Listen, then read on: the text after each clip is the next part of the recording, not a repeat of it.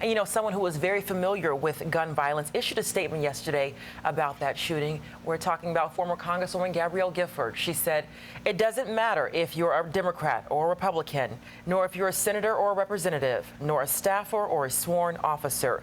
If you serve the institution of Congress, you're connected to your colleagues, current and former, by a shared sense of service to ideals far greater than yourself. This shooting is an attack on all who serve and on all who participate in our democracy." Giffords and her husband, retired astronaut Mark Kelly, have become big supporters and advocates of gun control, and Giffords launched a nonprofit aimed to end gun violence. And while it's been a hot-button issue for years now, yesterday's shooting reignited the whole gun control debate. And both sides are speaking out this morning. At least 2 Republican members of Congress have both suggested that they and their staff members should carry guns in the wake of the shooting attack. But the governor of Virginia is calling for an end to gun violence. Terry McAuliffe had to say this to say shortly after that shooting. This gentleman who started shooting up at a ball field where people were having practice for a charity event, obviously this man should never have been in possession of a firearm. And we as a nation and all of us need to come together in a bipartisan way to stop the horrible gun violence we have.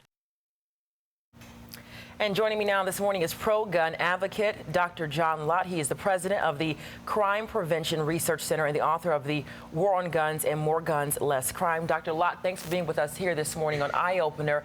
You heard just now from Governor Terry McAuliffe in Virginia, his opinion on the whole debate. What do you think about his comments? Well, I mean, I understand the reaction that if you see something bad that happens with a gun and you think you can merely get rid of guns, that will stop bad things from happening. The problem is that every place in the world that's tried to ban guns has seen an increase in murder rates. There's not one place where it's even stayed the same. And the reason is pretty simple, and that is when you go and you ban guns, it's the most law-abiding good people who obey the ban, not criminals. And to the extent that you disarm law-abiding citizens relative to criminals, it makes it easier for the criminals to go and commit crimes. I mean, obviously, no one could predict what happened, yesterday with the lawmakers at the baseball practice. When you first heard about the shooting, what were some thoughts you had and some discussions you had in your circle about how that could have been prevented? Well, I mean, everybody's heart went out instantly.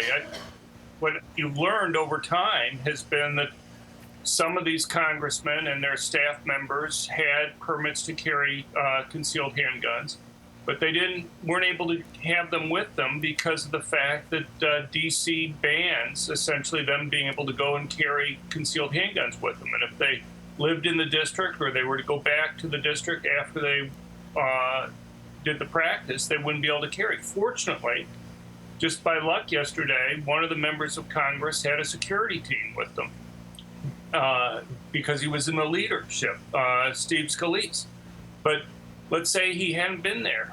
It would have been a horrible tragedy if nobody else there had been able to go and have a gun to be able to go and protect themselves. Apparently, one of the staff members for a congressman was located just a little ways behind this man where he was engaging in the attack, but the staff member, even though he had a concealed handgun permit, wasn't legally able to go and have the gun with him at the time, even though Virginia allows you to have a concealed handgun with you. Mm-hmm. It's because he was going to be going back to work in D.C. and it was illegal for him to be able to go and transport that concealed handgun with him going back into the district.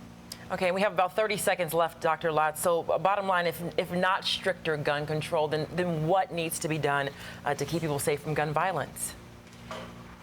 It's to allow people to be able to go and protect themselves. Look, Capitol Police are extremely important. Police in general are extremely important.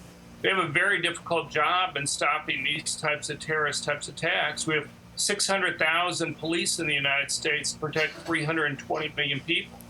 What you need to be able to do sometimes is to allow individuals to be able to go and protect themselves, and changing things like the District of Columbia's strict gun control laws would have allowed some of these individuals to have had their permanent concealed handguns with them. All right, Dr. John Lott, we appreciate you this morning. He's the president of the Crime Prevention Research Center. Thank you so much for joining us and weighing in this morning. Thank you.